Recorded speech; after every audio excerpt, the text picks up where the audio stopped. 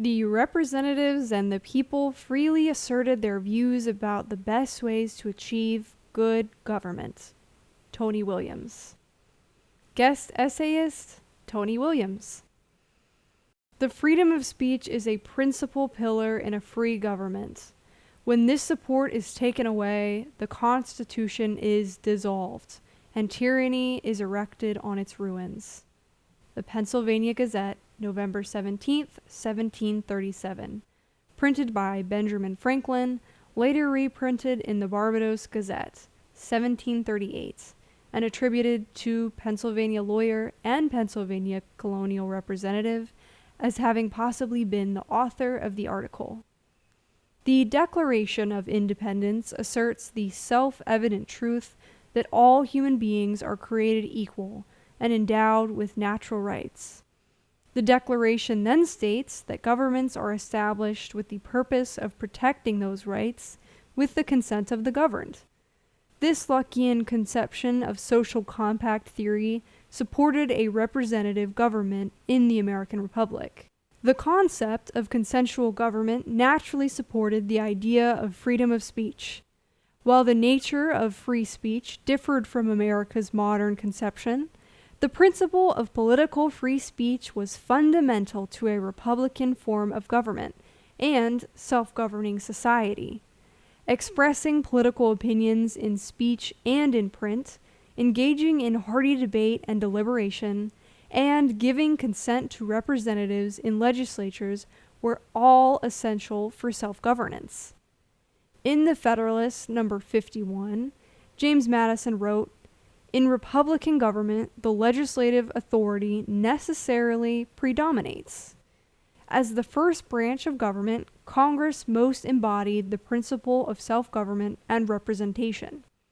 The legislative branch, both in Congress and the state legislatures, was the center of deliberation, debate, and consensus. Indeed, the American founding experienced great deliberative moments that represented profound moments of reflection and discussion. These debates demonstrate the importance of free speech to exchange political viewpoints in a free society. In each case, they show that free debate of clashing viewpoints can result in the common good. For example, the members of the Second Continental Congress were unsure or even opposed to independence in early 1776. A vigorous debate occurred in which both sides of the issue sought to persuade the other. Eventually, the Congress unanimously agreed to independence.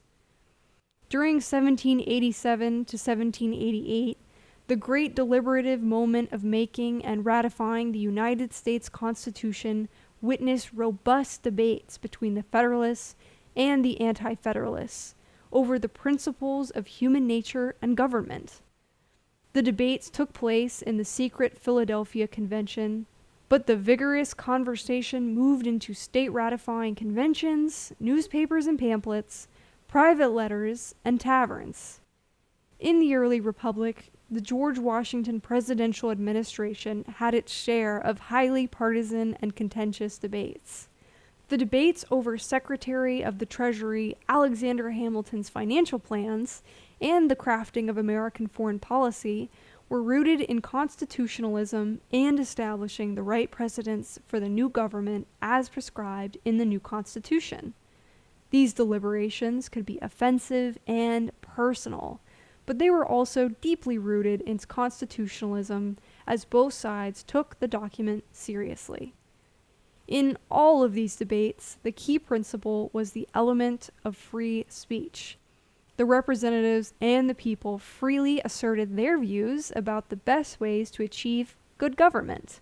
They may have often had rival conceptions of the public good, but they built consensus through sharing and debating those ideas, listening to the arguments of the other side, and trying to persuade others of a reasonable viewpoint. For these reasons, holding to the first principle of free speech and thought has always been a core component of a self-governing people. Tony Wiliams is a senior fellow at the Bill of Rights Institute and is the author of 6 books, including Washington and Hamilton, The Alliance That Forged America, with Stephen Knott. Wiliams is currently writing a book on the Declaration of Independence.